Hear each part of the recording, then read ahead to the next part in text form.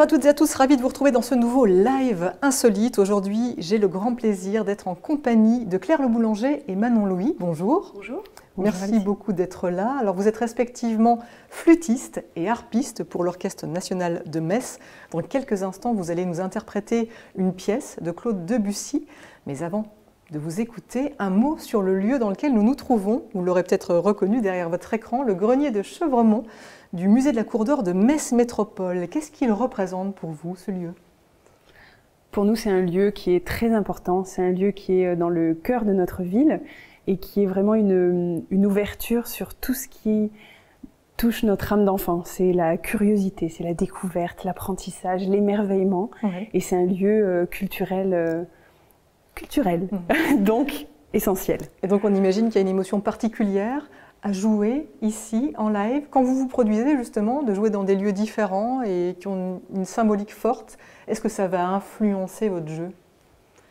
Moi, surtout, ça va nous inspirer. Oui. Je trouve ce genre de lieu où il y a vraiment une histoire avec ces statues. Et je trouve que ça m'inspire beaucoup, en fait. Oui, ce sont des lieux qui sont chargés. Voilà, exactement. Il y a beaucoup d'émotions. Alors, vous allez interpréter dans quelques instants, je le disais, la suite Bergamasque de Claude Debussy. Qu'est-ce qu'elle représente également, cette pièce, pour vous ? C'est une pièce que vous aimez interpréter Qu'est-ce qu'elle suscite aussi comme émotion ? Cette pièce, c'est un chef-d'œuvre, tout simplement. Oui. Donc, c'est pour ça qu'on l'a choisi. Et de toute façon, Claude Debussy, c'est un compositeur que toutes les deux, on aime beaucoup. Il fait partie de vos chouchous. Voilà, je pense, en tout cas pour moi. Oui, oui. Et, clairement. Et cette pièce, elle est tout simplement magnifique. Elle est composée de 4 mouvements, c'est ça, hein ? Oui. 4 mouvements. Et c'est une pièce qu'on a l'habitude, pour ceux qui connaissent bien Claude Debussy, on l'entend habituellement interpréter au piano. En revanche, vous allez l'interpréter donc à la flûte et à la harpe. Vous l'avez retranscrite tout spécialement ? Oui, parce qu'en fait, il existe certainement 1000 versions de cette suite Bergamasque. Et nous, ce qui nous intéressait, c'était de nous approprier l'œuvre et de faire quelque chose de personnel. Oui. Parce que je trouve que c'est ça qui est intéressant dans le travail artistique, musical, c'est d'apporter quelque chose de personnel à entendre. Qu'est-ce qui vous a conduit à vous tourner spécifiquement sur des instruments qui sont assez rares, comme la harpe par exemple ? Ça claque. Mais oui, c'est vrai. Tout simplement. On a tendance à dire que c'est toujours un peu un prolongement de soi, c'est comme ça que vous le ressentez ? Votre corps ? Moi, c'est un gros prolongement quand même. Oui, c'est vrai. En fait, moi je dirais pas que c'est un prolongement de soi, mais c'est presque une personne avec qui on vit. Ouais. C'est qu'on prend dans les bras, on passe du temps contre, on vibre ensemble. Ouais, et puis c'est du bois, c'est quelque chose qui est vivant, c'est une matière qui est vivante. Donc c'est le 3e membre de mon mariage. Et de votre côté, il ne faut pas manquer de souffle avec la oui, c'est sûr, c'est un instrument qui se fait avec la respiration, donc il y a un côté vraiment intime, on sort vraiment quelque chose de nous aussi, donc tout ça sort par le souffle et je trouve ça hyper intéressant du coup. Merci beaucoup, on a maintenant hâte de vous écouter. C'est parti pour Claude Debussy avec cette fameuse suite Bergamasque.